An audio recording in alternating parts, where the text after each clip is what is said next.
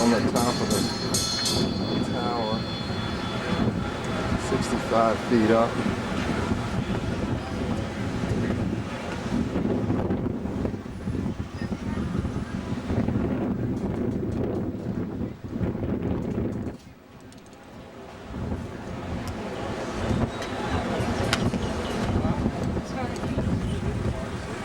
This is looking north, according to the compass.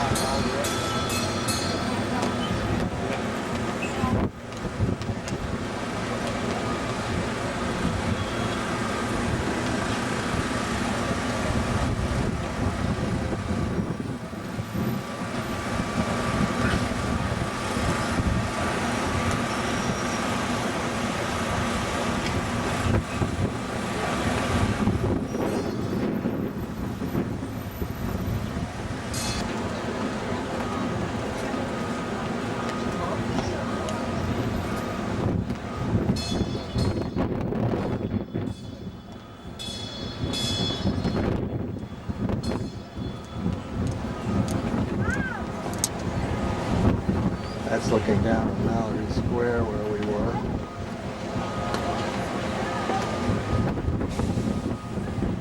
Hope the watercolor comes out in the video. It's turquoise green. Some parasailers waiting out there.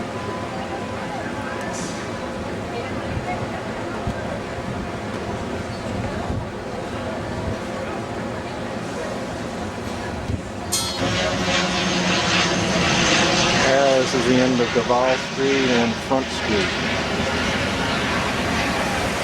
Right down in the center of Key West. Yahoo! Looking up Duval Street. We'll tell you about that when we get home. Hotel. Take a swim. It's so hot.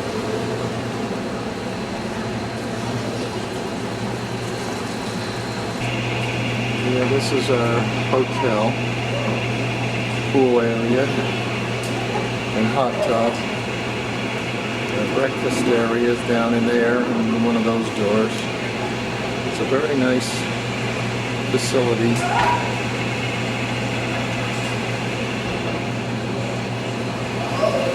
And our room 219 right on the corner here.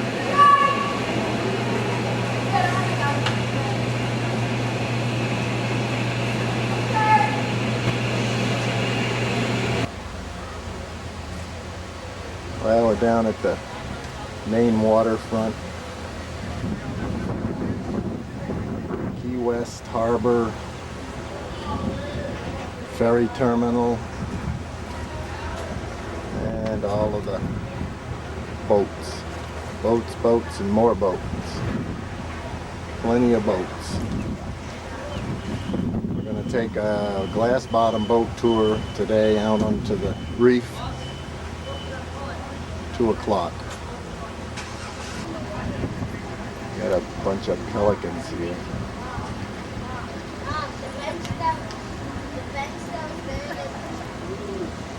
More boats. Boats, boats, boats. There you go. That's when they get really fired up. When they're busting sardines or little thread fins as the tide was washing out, this just turns into like Tarpon. can't Put a help little but go. fish on their sides. Schooner Western Union.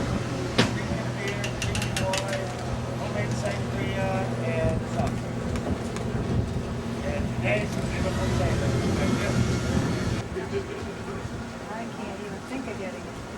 Yeah, I gotta save some tape for our trip.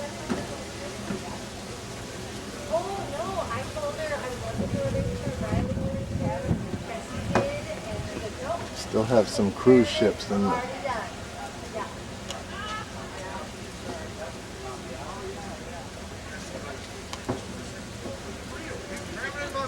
historic waterfront.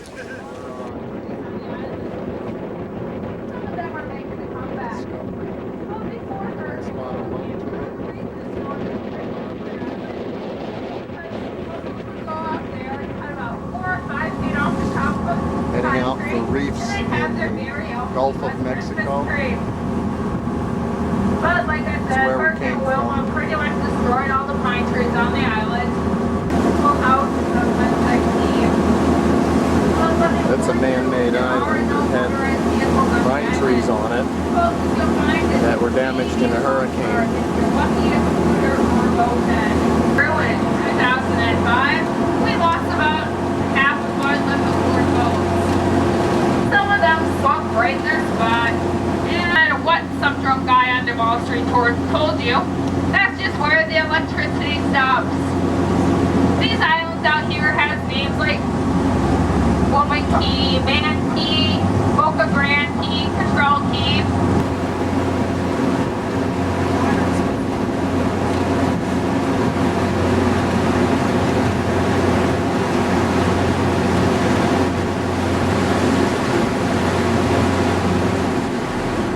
Treasure chest.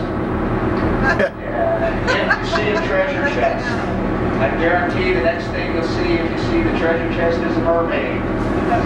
Yeah, because Emily will be over the side of this boat so fast you're going to see her. Emily. She's about faster. Before they can even find trips. So this guy looks like he'll have a long haul. It's a shrimp boat.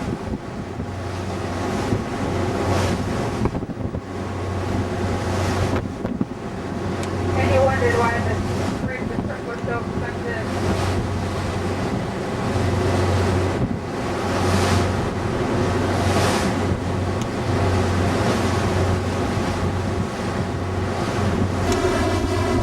It was built according to Florida's federal regulations. I just thought it was kind of funny that they would build a house with the snow roof and 7 or 12 fireplaces in the only United States city that has never seen frost. I know, don't ask me, I didn't build it. Tucked in behind this cruise ship, you'll find the Key West Aquarium. Key West Aquarium was Key West's first tourist attraction. But at first they couldn't raise enough money to put a roof on it. But we have people to walk this tightrope. We have Statue Man, we have one-man band, and we even have people that trade their cats to jump their roofs of fire. I don't know how they do it. I can't get my cat off the couch. But if you don't sunset, here is the golf entrance to Duval Street. According to Mr. Ripley, Duval Street is the longest running main street in the United States.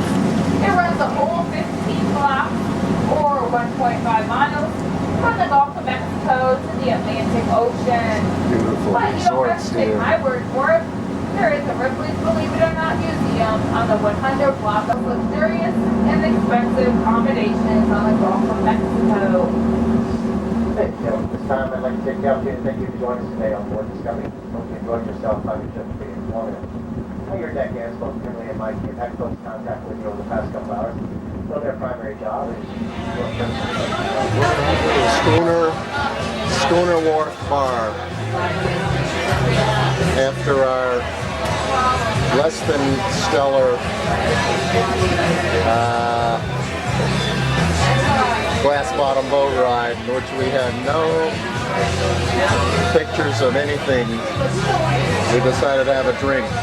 Get one, buy one free.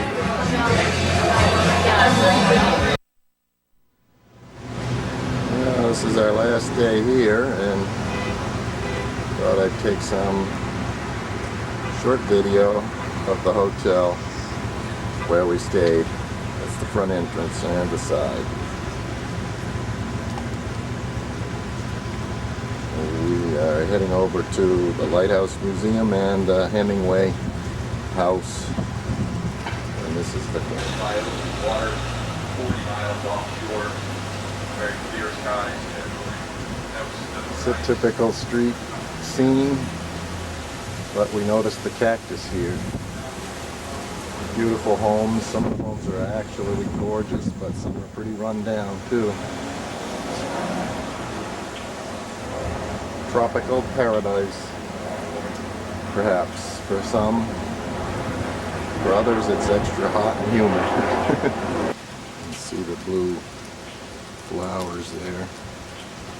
Interesting palms, tropical shrubberies. There's the southernmost point marker, which we found out isn't really the southernmost point. This is probably, I probably need to put the wind cut on the lighthouse.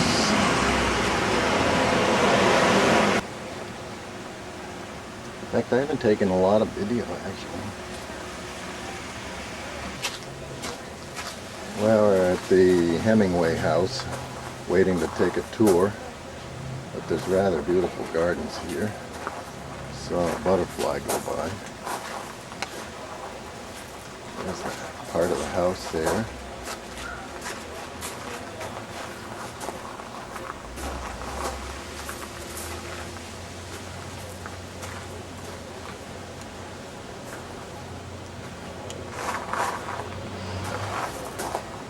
Supposed to be 60-some cats in here. There goes one. They're free range, they roam around, but they are. Just noticed a pineapple growing on top of this short little shrub. It's in a pot. In a pot. Welcome everybody here to the Hemingway. My name is Stan, and I'm going to be taking you through the house, telling you some stories. First, a couple things before we get started. The furniture in this house was put in by the Hemingways in the early 30s when they remodeled the entire house. Now, when I say Hemingways, that's Ernest and his second wife, Pauline Pfeiffer. And she was the only Hemingway wife to live here in this house. The other thing you're going to notice is ceiling. She put, and when I say everywhere, I'm talking the hallways, the bathrooms, the closets. She put chandeliers everywhere. So we'll be seeing a lot of those. Now, prior to the 30s, when the Hemingways got here, this used to be called Time of His Life then.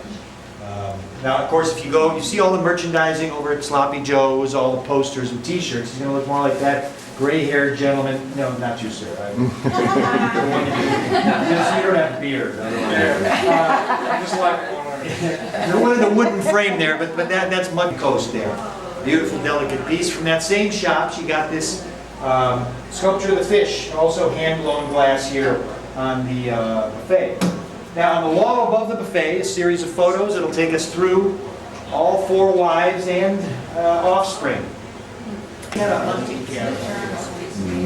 Hemingway's 4 wives are on the wall. The only wife ever to live here was Pauline. I think they divorced in 45. No. This is Archie's got standard issue paws. This is our bedroom cat. This is Archibald's leash, and he's on this bed probably 95% of the time I come in here. Standard issue paws, which by the way is 5 on the front and 4 on the back. Now, ever really, because they didn't make king-size beds in the 30s, so the Hemingways put 2 twin beds together and wired their frames together. They had a problem, though, finding a headboard to fit the bed. Well, they were over in Europe visiting a 17th century Spanish monastery when the front gate caught their eye. The front gate to that monastery, so they bought it right from the monastery, brought it home, turned it into this headboard. You can still see the hinges on this side, the latch on the other. In fact, that deacon's bench downstairs in the lower hall that we passed up came from the same monastery over in Spain. 2 others, a collection of many World War I war souvenirs that Hemingway brought back with him. In fact, most of those medals he was awarded for his exploit. Eyesight in his left eye from a high school boxing accident. So he joined the Red Cross, where he was working as an ambulance driver near the front in Italy. And in 1918, he was severely injured when a mortar shell exploded nearby. He took well over 200 shrapnel wounds in his... Well, folks, when the Hemingways first moved into this house in 1931, that carriage house across the backyard there was not being used. So Hemingway took the loft of that building and he turned it into a writer's studio. At that time, there was a wooden cookhouse running from the main house here across the backyard and attached to the carriage house. So Hemingway installed a wrought iron. Farewell to Arms, Green Hills of Africa, Islands in the Stream, Death in the Afternoon. Hemingway wrote a lot of short stories, a ton of short stories. And again, the majority of those were written in that same time period. Stories like The Snows of Kilimanjaro, Short Happy Life of Francis Macomber. A lot of the Nick Adams series of stories, also written during that time. In front of, was built in the 30s, and when it was built, this was the largest private residential swimming pool in the state of Florida. This pool is 65 feet long, 22 feet wide, about 9 feet deep on the other end there. There used to be a diving board over there, but this pool was not here in 1931 when the Hemingways first moved into this house. So they discussed the possibility of installing a pool here in the backyard. They went to get some estimates, and that's when they discovered why there were no other pools on the island at that time. Very expensive and very difficult to maintain. So they dropped the subject for the time being, and that's when Hemingway decided to put a boxing ring here in the backyard. He was always an... Very. Now this is his writing studio, is this what it was?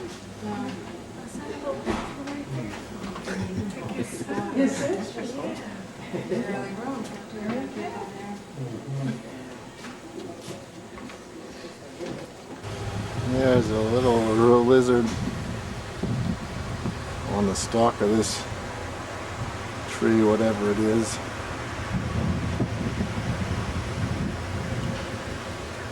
Kind of the first wildlife you see around here are just lizards. Now this is the entrance to the Lighthouse Museum. In fact, there's the Lighthouse Tower right there. But we were trying to see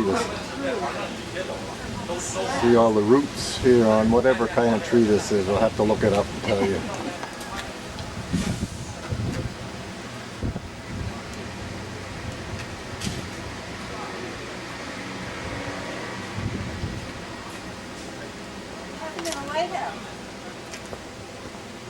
What happened to the lighthouse? Oh, that's right by it. She didn't see the lighthouse here. All right, she's really on vacation.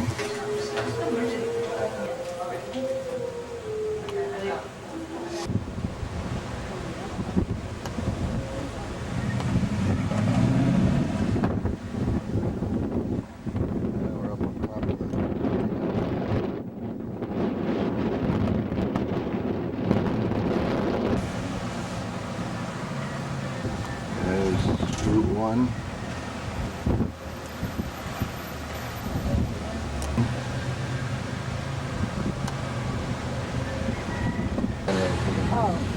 We're looking towards the southernmost point. What a beautiful day.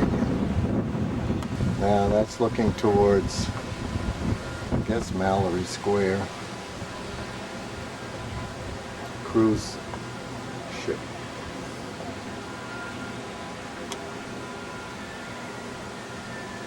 And there's the Navy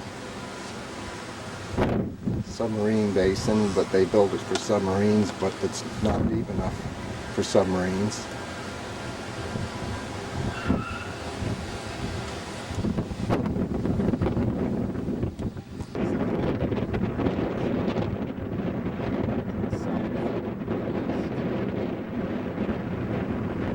It's the Gulf of Mexico.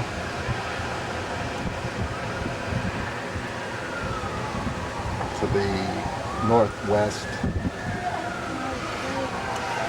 and there's the Hemingway house that we just went through.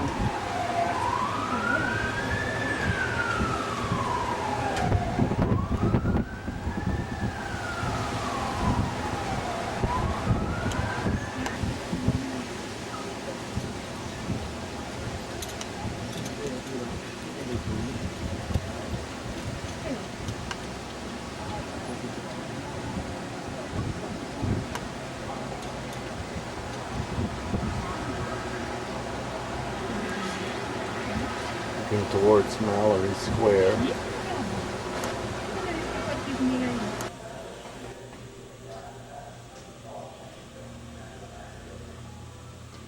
This is the Lighthouse Keeper's Quarters Museum.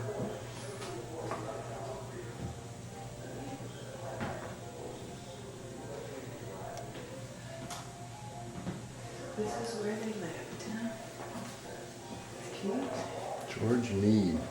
He's a Lighthouse was built inland on higher ground. Its foundation was carefully cut into high bedrock, and the walls of the base are 14 feet.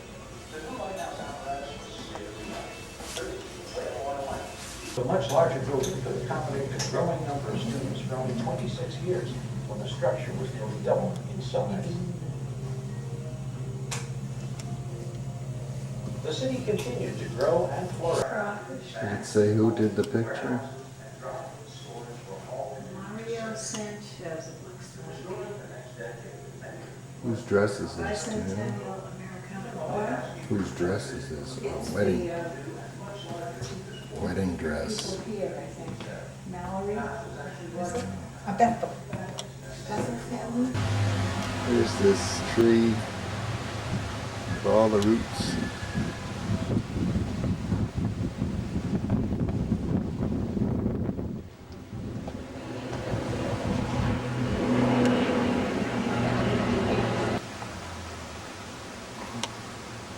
There's the lighthouse. Yeah, I haven't really gotten any pictures of famous Duval Street, but we're down at the south end, so it's not that active here. And this is looking US Route 1 Truman Ave. Oh, we're Truman Ave going left to right. Duval Street going. Well, we're here for our last night. Mallory Square. There's the Sunset Pier restaurant or something like that.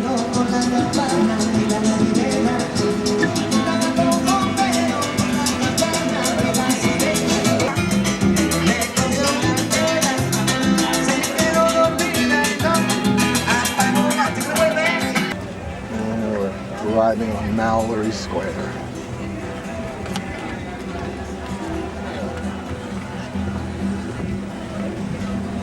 Everybody's waiting for the sun. Huh? She was just trying to take a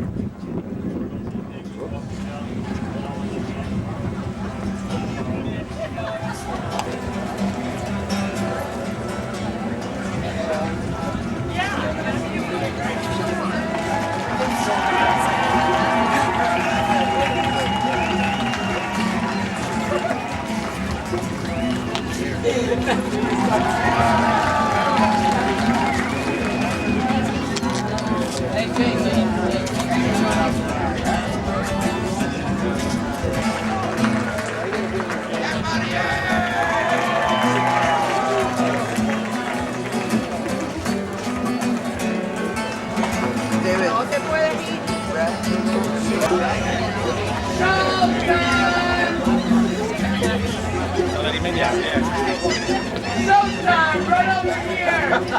Everybody run quick! Everybody look what I can do! Anybody out of mind with me? That's cool.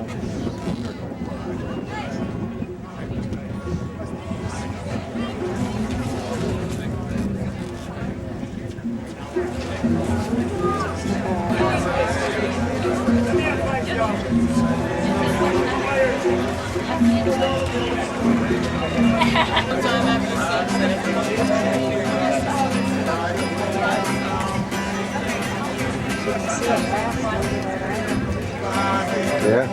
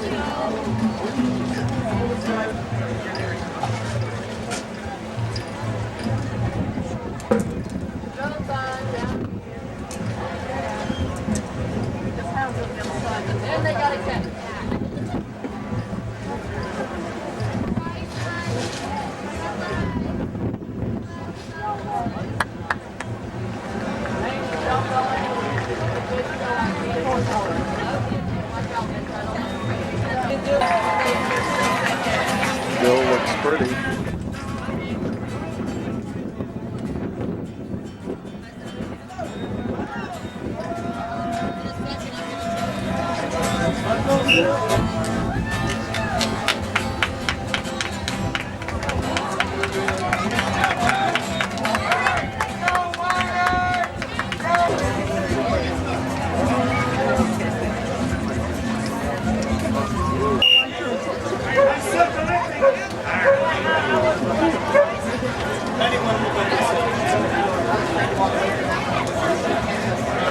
We'll find you. You show people to find us. We got it. Should we do that?